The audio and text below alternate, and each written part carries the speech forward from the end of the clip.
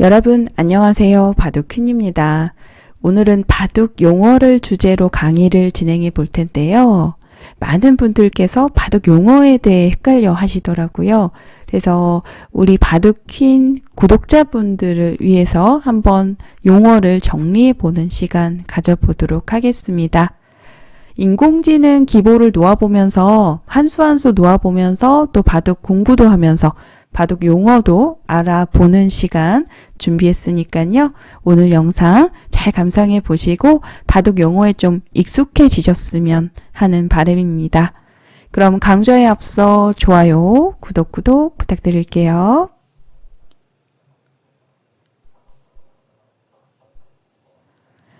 바둑 해설을 진행할 때 어떤 곳에서 어떠한 일이 펼쳐지게 되죠. 그래서 반드시 바둑판의 그런 위치를 아시면 좋습니다. 자, 일단 4귀는 여러분들 그냥 잘 아실 거예요. 4귀에서 이렇게 펼쳐지는 변화 한 요 정도가 되겠네요. 그래서 귀에서 좌우를 설명할 때는 좌상귀, 좌측 위의 귀라고 하여서 좌상귀, 우상귀, 좌하귀, 우하귀가 되겠습니다. 자, 변은 이제 그냥 변으로 알고 계시는데 좌자를 붙여서 좌측 변, 좌변, 우변, 상변, 하변, 그리고 나머지가 중앙이 되겠네요. 네, 요 정도로 이제 바둑판의 위치를 알고 계시면 좀 이해하기가 쉬우실 것 같아요. 계속해서 다음으로 넘어가 볼게요.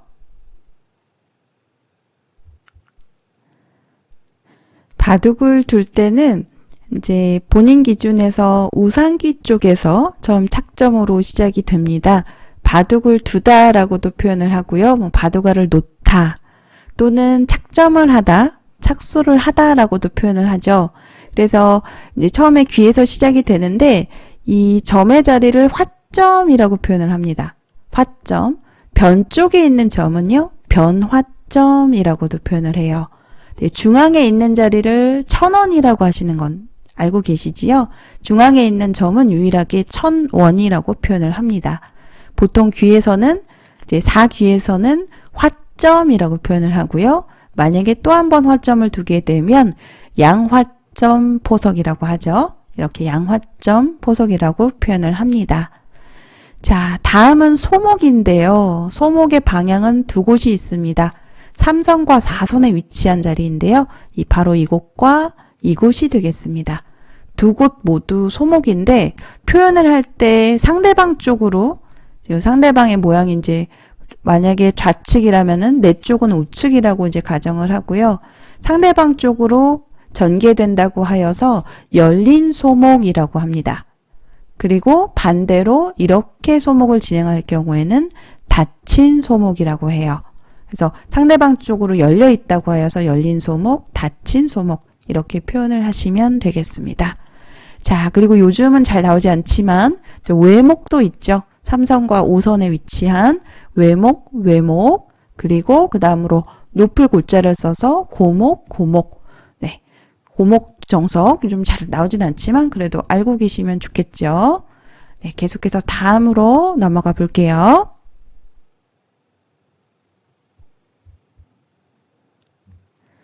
이번에는 선의 개념에 대해서 조금 알아두시면 좋을 것 같습니다. 자, 바둑판이 4면이 있어요. 4면이. 이렇게 4면이 있는데 어느 곳에 착점하는지에 따라서 몇 선인지를 좀 알고 계시면 좋겠죠. 예를 들어서 흑돌의 위치가 제가 한번 놓아보도록 하겠습니다.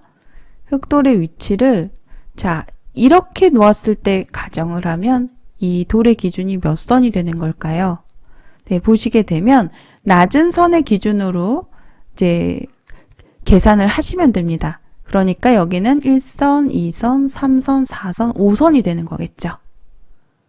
자, 그래서 제가 약간은 좀 더 애매한 자리에 놓아보도록 할게요. 만약에 흑돌의 위치를 이 정도로 가정을 해보겠습니다. 자, 그러면 돌의 위치가 흑돌이 1선, 2선, 3선, 4선, 5선, 6선에 가 있죠. 그럼 6선에 돌이 놓여 있다고 하지 않습니다. 낮은 선의 기준으로 이야기를 하는 거예요. 1, 2, 3, 4, 5선에 위치한다라고 생각을 하시면 되고 항상 낮은 선 기준으로 선을 분류하면 되겠습니다. 자, 지금부터는 제가 인공지능 기보를 놓아보면서 함께 바둑 공부도 하면서 바둑 용어를 알아보는 시간 가져보도록 하겠습니다. 자, 인공지능 기보를 준비해 봤는데요. 한 수 한 수 놓아보면서 바둑 공부도 하면서 바둑 용어도 알아보는 시간입니다. 자, 흑이 첫 수로 우상기에 화점을 두었습니다. 자, 백은요, 좌하기에 맞은편 대각선에 화점을 두었고요. 흑은 닫힌 소목으로 전개를 했습니다. 그냥 소목을 두었다라고 해도 되고요. 소목의 위치를 표현할 때는 이렇게 소목을 반대로 두게 되면 열린 소목, 그리고 이렇게 상대 진영을 막아가는 방향에서 두어가면 닫힌 소목이라고 표현을 합니다. 백도 화점을 두었고요. 날일자로 걸쳤습니다. 자, 여기서 날일자라는 이제 용어가 나오는데요. 날일자는 한자예요.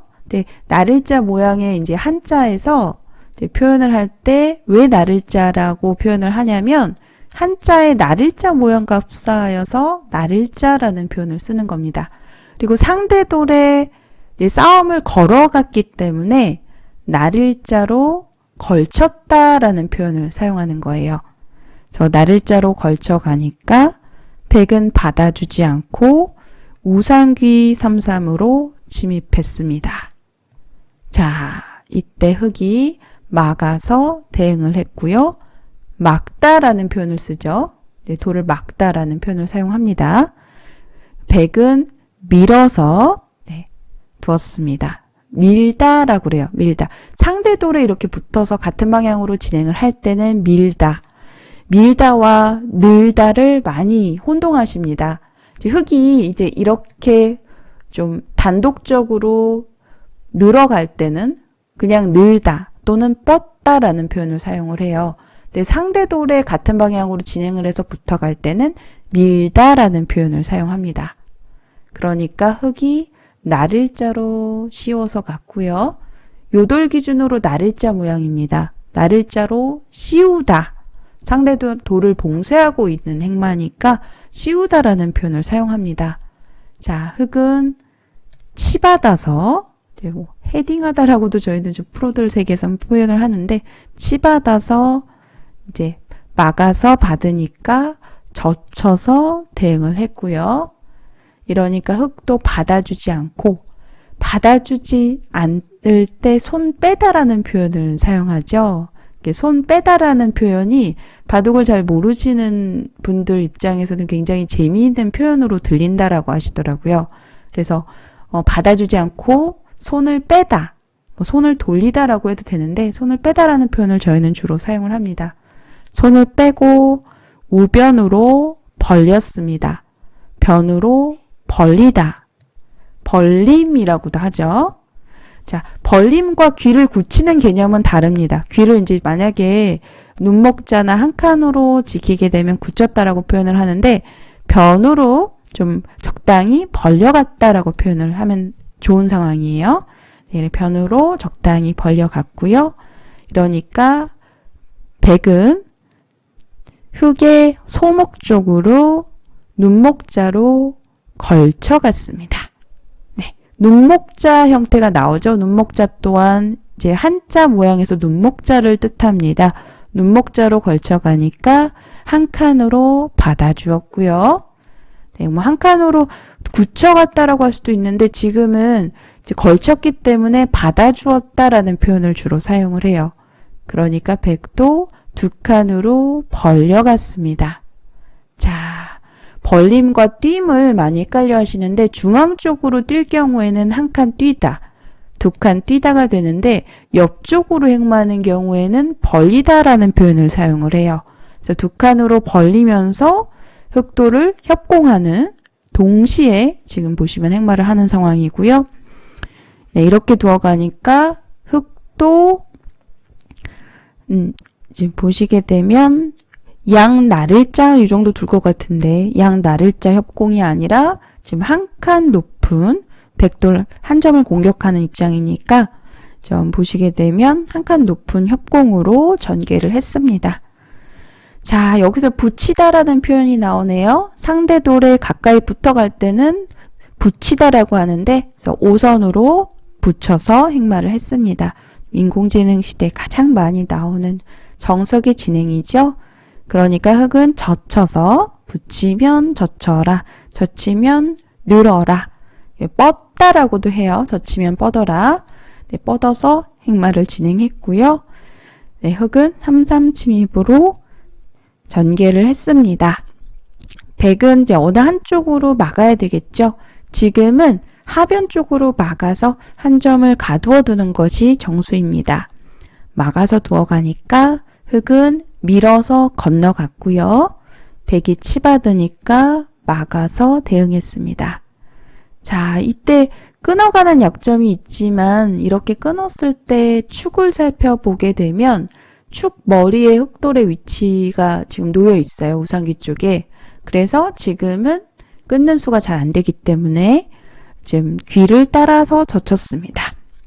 네, 귀를 지금 보시게 되면 귀를 젖혀서 두었고요. 흙은 따라서 젖혔습니다. 그러니까 백은 호구를 쳐서 이제 모양을 정리하고 있고요. 패를 걸겠다라는 의도예요. 그래서 흙이 단수를 쳐서 백은 받아달라라는 주문인데 백에게 받아달라는 주문인데 백은 패를 걸어서 네, 패를 걸었습니다. 흙이 따내니까 백이 단수를 쳐서 패감을 사용했고요. 이제 패싸움이 벌어졌을 때 패감이라고 하죠. 그래서 패감을 사용하다. 네, 알아두시면 유용하실 거예요. 네, 패감을 사용하고 다시 패를 되따냈습니다. 그러니까 흙도 마땅한 패감이 없기 때문에 이어서 받아주었고요.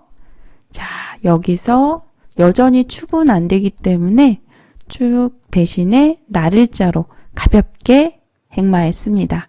백돌 기준으로 나를자 또는 모자의 행마이기도 해요. 모자라고 사용해도 되고 이럴 땐 나를자라고 써도 되고요. 흑돌 기준의 모자라고 사용하는 게 조금 더 적당한 것 같습니다. 모자를 씌워서 좀 유연하게 행마를 했습니다. 나와 달라는 주문이에요. 이렇게 되면 두 점머리 맞게 되면서 우영으로 자연스럽게 우영을 유도하는 행마가 되는 거죠. 우영은 좋은 모양이 아니라 나쁜 모양을 표현한 겁니다. 자, 그러니까 흙은 입구자로 입구자 또 한자의 형태죠. 입구자로 행마를 했고요. 또는 마늘모라고도 합니다. 마늘모나 입구자 같은 뜻이에요. 네, 이렇게 두어가니까 백은 손을 빼고 우상귀에 단수를 쳤습니다. 이어서 받았고요. 자, 백은 늘어서 지켰습니다. 이곳을 지키지 않으면 젖혔을 때 받을 수밖에 없는데 반대편을 끊기게 돼요. 그래서 약점 때문에 이어야 되는데 이렇게 되면 백이 많이 당했습니다. 그래서 보통은 정석 후에 단수를 치고 이을 때 늘어서 지켜두죠. 그래서 이러한 형태가 삼삼 정석 후에 또 정석 후에 제2의 정석이 되는 겁니다. 자, 이렇게 두니까 흙이 나를자로 걸쳐두었습니다. 그러니까 백은 받지 않고 또 손을 빼고 흙 5점을 밀어서 공격했고요. 네, 그냥 밀다라고만 알고 계세요. 밀어두었습니다. 왜냐면 공격과 또 새를 키우는 또 동시에 좀 뜻이 이루어지고 있는 수이기 때문에 다양한 뜻을 내포하고 있는 좋은 수입니다. 대세점이기도 하고요. 밀어가니까 젖혀서 대응을 했고요. 백은 따라 젖혔습니다. 흙이 늘어서 받으니까 또 뒤로 힘차게 밀어서 새를 키워갔네요. 그러니까 흙이 2점 머리를 젖혀서 대응했습니다. 여기서 이제 끊다라는 표현이 처음 나오네요. 네, 끊어서 싸움을 걸어갔고요. 네, 끊었습니다. 그러니까 흙은 한 칸으로 지켜두었습니다. 백은 한 점을 중앙 쪽으로 늘어서 전개했고요. 흙은 다시 한 칸으로 받아주었습니다. 그 단수를 치게 되면은 어떻게 되나요? 축 머리에 흙돌이 위치하고 있어서 축이 성립이 되지 않네요. 축이 안 되기 때문에 그래서 흙이 손을 빼고 받아준 것 같습니다. 그러니까 백은 중앙으로 유연하게 날일자로 행마하면서 흙 한 점을 공격했고요. 흙은 손을 빼고 뒷맛이 끊기는 약점이 좀 굉장히 통렬해 보이는데 일단은 먼저 양날일자 걸침으로 양걸침이라고 하죠. 이런 형태는 양걸침이라고 하는데 좀 이렇게 한 칸 높게 갔을 때 양걸침이라고 표현을 해도 되는지 모르겠어요. 또 이것도 마찬가지일 것 같긴 한데 제가 아까 좌하기에서 표현을 할 때 양협공이라고 표현을 했습니다. 이럴 때는 양걸침이라고 그냥 아예 기억을 하시면 좋아요. 양걸침을 두어가니까 바로 위를 붙여서 붙이면 젖혀라, 젖히면 뻗어라. 여기까지 행마는 아주 당연한 행마이고요. 여기서가 재밌는데 보통은 호구자리 급소로 늘어서 둡니다. 또는 붙여서 두는 것도 가능하고요. 여기서 정석대로 두지 않고 일반 정석대로 두지 않고 날일자로 달렸습니다. 귀에 날일자는 어떤 뜻일까요? 그거 처음 보는 행마인데요. 그러니까 3-3으로 받아주었고요. 흙은 다시 상변에 백의 약점을 끊었습니다. 이 백도 약점 때문에 단수를 쳐서 일단 흙은 늘어 두었고요. 다시 한 점을 단수로 제압했습니다. 그러니까 또다시 흙은 좌상 쪽에 늘어서 끊는 약점을 엿보고 있고요. 그러니까 백은 중앙을 한번 밀어놓고 받을 때 상변에 날일자로 행마했습니다. 흙집을 파워하면서 좀 줄이겠다라는 의도겠죠? 그러니까 날일자는 건너붙여라 라는 격언대로 건너붙여서 모양을 정리하네요. 찌르니까 끊고 백도 양단수를 끊어두니까 늘어서 봤고요. 두 점을 잡았습니다. 두 점을 따냈다라고 표현을 하죠. 두 점을 잡고 기본은 여기서 일단락이 되네요. 와, 인공지능 기보이기 때문에 상당히 행마들이 현란한데요. 한 수 한 수 놓아보면서 좀 바둑 용어들이 여러분들 귀에 좀 익숙해지셨으면 하는 바람으로 오늘은 좀 바둑 용어를 주제로 알려드리면서 이렇게 바둑 강좌를 진행해 봤습니다. 오늘 영상 좀 도움이 되셨으면 좋겠고요. 재미있게 보셨다면 바둑퀸 채널 좋아요, 구독 부탁드릴게요. 시청해주신 여러분들 감사합니다.